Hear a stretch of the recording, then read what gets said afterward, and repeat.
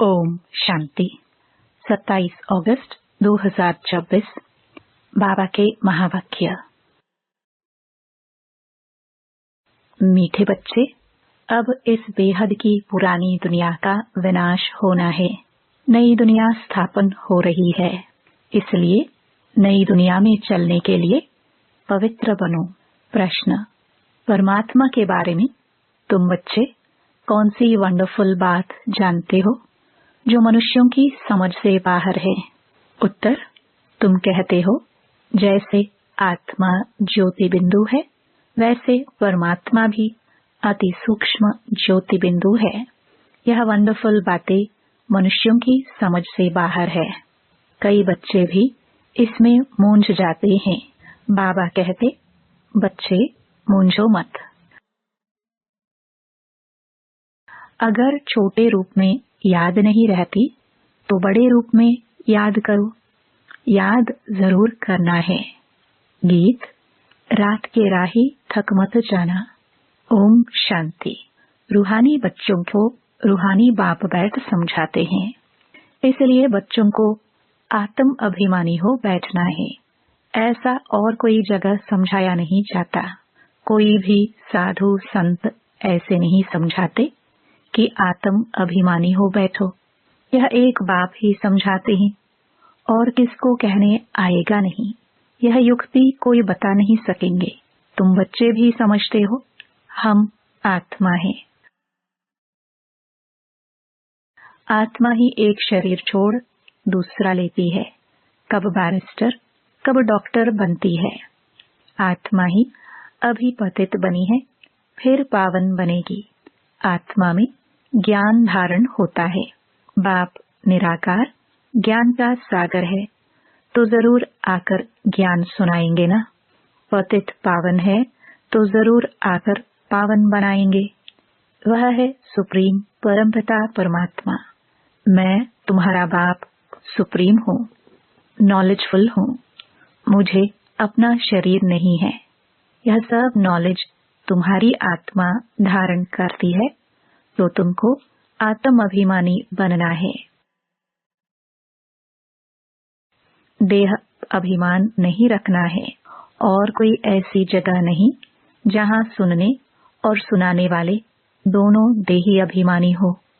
बाप तो है ही निराकार। वह आकर तुमको राजयोग सिखलाते हैं। बाकी सब मनुष्य है ही देह अभिमानी। भल इन लक्ष्मी नारायण के लिए कहेंगे, यह आत्म अभिमानी थे, फिर भी देह भान तो रहता है ना।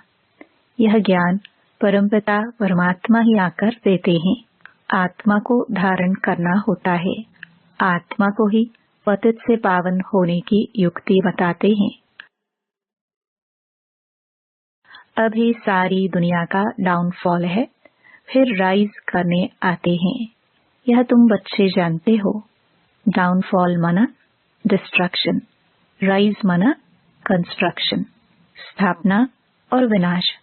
स्थापना किसकी? नई दुनिया की, स्वर्ग की स्थापना। और फिर पुरानी दुनिया, हेल, नरक का विनाश। डिस्ट्रक्शन और कंस्ट्रक्शन। कलयुग है पुरानी दुनिया, इसका विनाश जरूर चाहिए। विनाश की निशानी यह महाभारी महाभारत लड़ाई है। महाभारत का वृत्तांत महाभारत शास्त्र में दिखाते हैं। बाप ब्रह्मा द्वारा स्थापना करते हैं, सो तो जरूर नई दुनिया की करेंगे ना। यह है बेहद का विनाश और बेहद की स्थापना। बाप ही नया मकान बनाएंगे बच्चों के लिए, फिर पुराना जरूर खलास कराएंगे। तुम समझते हो, बाबा अब नई दुनिया स्थापन कर रहे हैं। तमो प्रधान से फिर सतो प्रधान बनाने के लिए हमको तैयार कर रहे हैं। विनाश के लिए महाभारत की लड़ाई मशहूर है। कहते हैं यह वही समय है। वही स्टार्स आकर आपस में मिले हैं जो महाभारत के समय थे। इस सीढ़ी में भी लिखा गया है, भारत के उत्थान और पतन की अद्भुत कहानी। इस लाइन में कल्प कल्प अक्षर भी आना चाहिए। शुरू से अंत तक मनुष्य 84 जन्म लेते हैं। यह भी तुम्हारी बुद्धि में है। मनुष्यों की बुद्धि को तो एकदम गॉडरेज का ताला लगा हुआ है। इन बातों को मनुष्य को जानना है। आत्माएं यहाँ शरीर धारण करती है पार्ट बजाने, तो ड्रामा के आदि मध्य अंत के क्रिएटर, डायरेक्टर, मुख्य एक्टर्स आदि को जानना चाहिए ना। अभी तुमको ड्रामा के आदि मध्य अंत हु इज हु सारे ड्रामा का पता पड़ गया है। शुरू से लेकर अंत तक बाप द्वारा यह नॉलेज सारी मिल रही है। सृष्टि चक्र कैसे फिरता है, इनको कहा जाता है रूहानी नॉलेज। जिस्मानी ज्ञान को फिलॉसफी कहा जाता है। स्पिरिचुअल नॉलेज, रूहानी नॉलेज को ज्ञान कहा जाता है। अब यह सब बातें बच्चों की बुद्धि में बिठाई है। बच्चे जानते हैं अब 84 जन्मों का नाटक पूरा होता है। अभी हम वापस जाते हैं, परंतु पतित कोई वापस जा ना सके। नहीं तो इतने जप तप तीर्थ आदि क्यों करते? पवित्र बनने के लिए ही गंगा स्नान करने जाते हैं, परंतु उससे कोई पावन तो बन नहीं सकते, इसलिए वापस कोई जा नहीं सकते। गपोड़े तो बहुत लगाते हैं कि फलाना पार निर्वाण धाम गया, ज्योति ज्योत समाया। बाप ने समझाया है वापस कोई जाता नहीं है। सब एक्टर्स यहाँ ही हैं। अभी नाटक पूरा होता है तो सभी स्टेज पर खड़े हुए हैं। अभी सब यहाँ मौजूद है।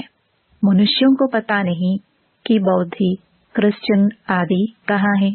तुम समझते हो जो सब आत्माएं ऊपर से यहाँ आई हैं, वह सब इस समय तमो प्रधान है। तमो प्रधान से सतो प्रधान कल्प पहले भी बने थे। बाप ही आकर स्थापना विनाश कराते हैं। कहते भी है यह ज्ञान राजाओं का राजा बनाने वाला है। यह बेहद के बाप ने कहा है कि मैं तुमको राजाओं का राजा बनाता हूँ। श्री कृष्ण तो स्थापना नहीं कराते। क्रिएटर बाप है। बाप ही आकर समझाते हैं कि तुम मुझे बुलाते ही तब हो जबकि सृष्टि पतित है। ऐसे नहीं कि मैं नई सृष्टि रचता हूँ। जैसे दिखाते हैं प्रलय हुई, यह सब रॉन्ग है। मनुष्य बुलाते ही हैं कि यह पतित पावन आओ, तो जरूर पतित दुनिया में आएंगे ना। बाप ही आकर श्री कृष्णपुरी का साक्षात्कार कराते हैं। दिखाते हैं श्री कृष्ण पीपल के पत्ते पर सागर में आया। यह है ठीक बात। नई दुनिया में फर्स्ट श्री कृष्ण ही आते हैं। सागर में नहीं, परंतु गर्भ महल में आते हैं। अंगूठा चूसते बड़े आराम से गर्भ महल में रहते हैं। सत्युग में जो भी बच्चे होते हैं गर्भ महल में रहते हैं। उन्होंने गर्भ महल की बात को फिर सागर के पत्ते पर बैठ दिखाया। वह सब है भक्ति मार्ग की बातें। बाप इन सब शास्त्रों का सार बैठ समझाते हैं। यहाँ गर्भ जेल में रहते हैं, तब कहते हैं हमको बाहर निकालो, फिर हम पाप नहीं करेंगे। परंतु रावण की दुनिया में पाप तो होते ही हैं, फिर भी पाप करने लग पड़ते हैं। तुम आधा कल्प जेल बर्ड्स बन जाते हो। चोर लोगों को जेल बर्ड्स कहते हैं। बाहर निकलते रहते फिर भी चोरी करते रहते हैं और जेल में जाना पड़ता है, इसलिए जेल बर्ड्स कहते हैं। बाप ने समझाया है यह रावण राज्य है, वहाँ तो यह बातें होती ही नहीं। वह है महाराजा। वहाँ न गर्भ जेल है और न वह जेल होता है। यहाँ तो कितने मनुष्य जेल में पड़े रहते हैं। गर्भ जेल है तो वह भी जेल है, डबल जेल है। कलयुग का अंत है ना। बाप समझाते हैं तुम बच्चे अभी कंस्ट्रक्शन कर रहे हो। राइज और फॉल हर कल्प होता ही रहता है। राइज और फॉल दुनिया का होता है, उसमें मुख्य पाठ है भारत का। गाते भी रहते हैं, आत्मा परमात्मा अलग रहे बहुकाल, तो उसका भी हिसाब चाहिए ना। कौन सी आत्माएं बहुत काल से अलग रही है। पहले पहले देवी देवता धर्म की आत्माएं आती है पाठ बजाने। अभी वह देवता है नहीं जो राज्य करके जाते हैं। उन्हों के चित्र निशानियां रहती है। राजाई तो खत्म हो गई, हेवन खलास हो जाता है, तो फिर हेल होता है, फिर हेल खत्म तो हेवन बनता है, तो नई दुनिया का कंस्ट्रक्शन होता है और हेल का डिस्ट्रक्शन होता है। कंस्ट्रक्शन के लिए बच्चे चाहिए ना, रहने वाले भी तुम हो। पहले तो तुमको दैवी गुणों वाला देवता बनना पड़े। यह भी गायन है, मनुष्य से देवता। मोत पलिति मनुष्य है ना। भगवानुवाच, गृहस्थ व्यवहार में रहते कमल फूल समान बनना है। यह इस मृत्यु लोक का है ही अंतिम जन्म। इसमें पवित्र बनना है। यह अच्छी रीति समझाना चाहिए।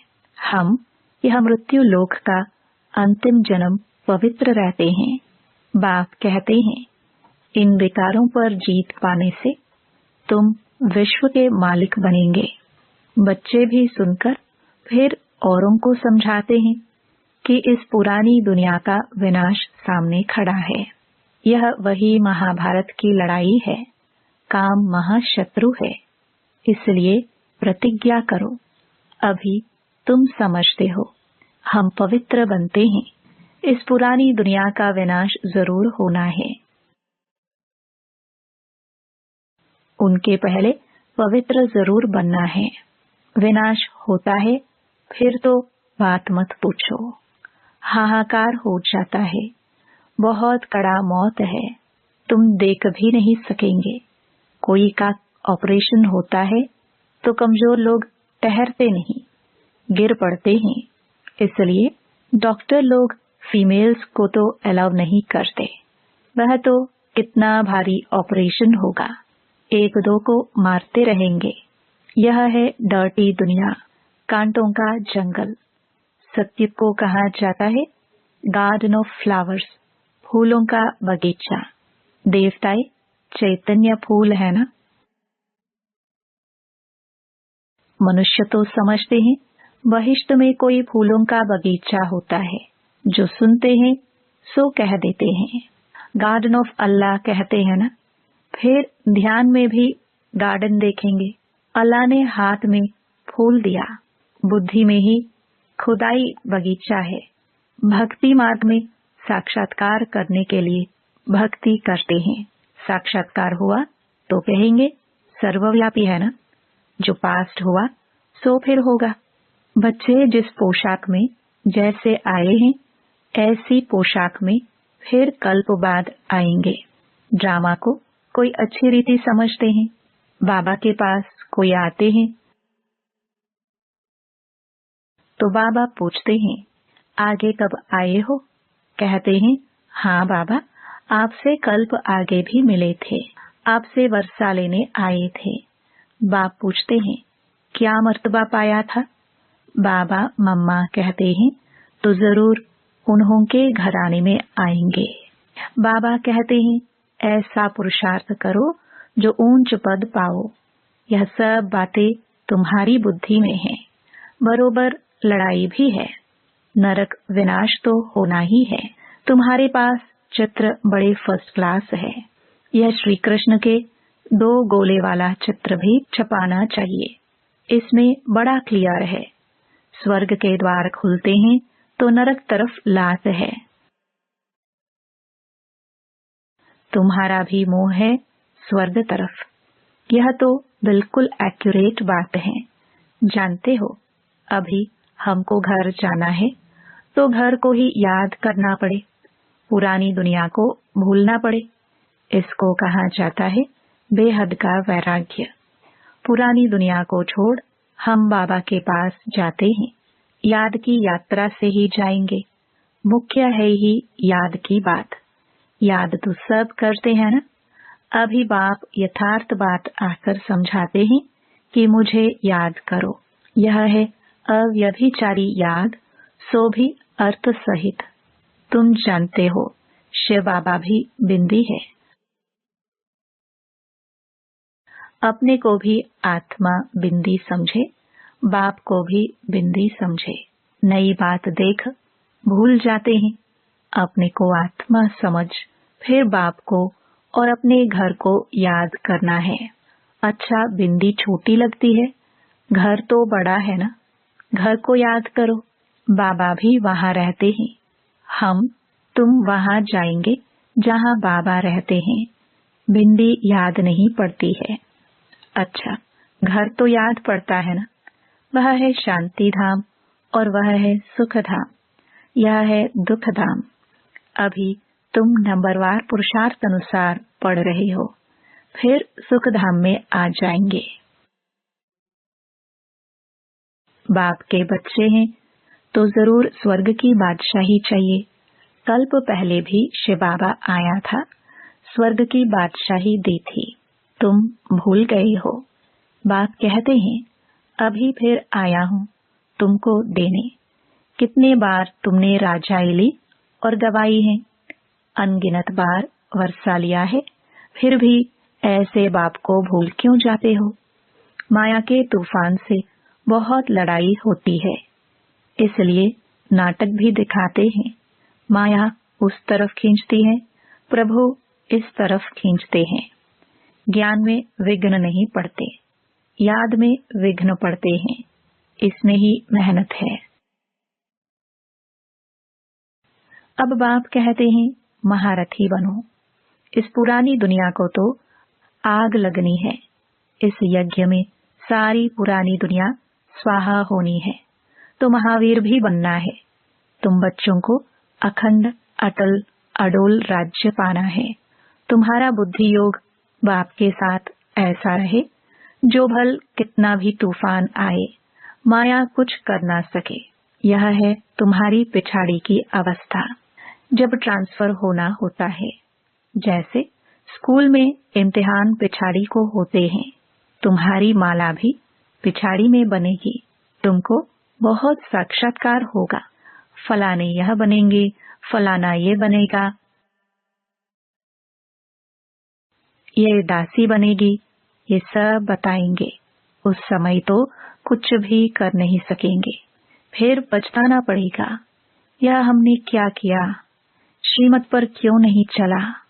परंतु अंत समय में कुछ हो नहीं सकेगा। ऐसे बहुत पछताते हैं। मनुष्य किसका खून कर फिर बाद में पछताते हैं, परंतु खून तो हो गया, फिर क्या कर सकेंगे। इसलिए बाप कहते हैं गफलत मत करो, अपना पुरुषार्थ करते रहो। अच्छा, मीठे मीठे सिखिलदे बच्चों प्रति माता पिता बाप दादा का याद प्यार और गुड मॉर्निंग। रूहानी बाप की रूहानी बच्चों को नमस्ते। धारणा के लिए मुख्य सार। पहला, 84 जन्मों का नाटक अभी पूरा होता है, वापस घर चलना है। इसलिए आत्म अभिमानी रह पावन बनना है, देह अभिमान मिटाना है। दूसरा, अर्थ सहित अपने को आत्मा बिंदु समझ, बिंदु बाप की अव्यभिचारी याद में रहना है।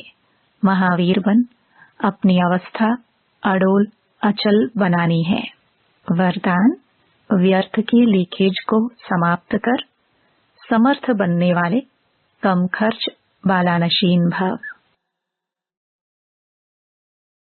संगम युग पर बाप दादा द्वारा जो भी खजाने मिले हैं, उन सर्व खजानों को व्यर्थ जाने से बचाओ, तो कम खर्च बालानशीन बन जाएंगे। व्यर्थ से बचाव करना अर्थात समर्थ बनना। जहाँ समर्थी है वहाँ व्यर्थ जाए, यह हो नहीं सकता। अगर व्यर्थ की लीकेज है तो कितना भी पुरुषार्थ करो, मेहनत करो, लेकिन शक्तिशाली बन नहीं सकते। इसलिए लीकेज को चेक कर समाप्त करो, तो व्यर्थ से समर्थ हो जाएंगे।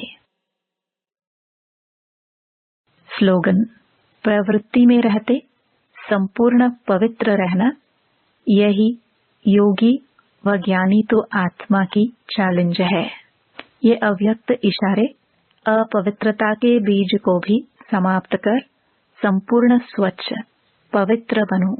परमात्म ज्ञान की नवीनता पवित्रता है। फलक से कहते हो ना कि आग कपूर इकट्ठा रहते भी आग नहीं लग सकती। आप लोग भाषणों में भी कहते हो कि पवित्रता के बिना योगी तो आत्मा, ज्ञानी तो आत्मा बन ही नहीं सकते। तो यह चैलेंज अब प्रैक्टिकल रूप में लाओ। ओम शांति।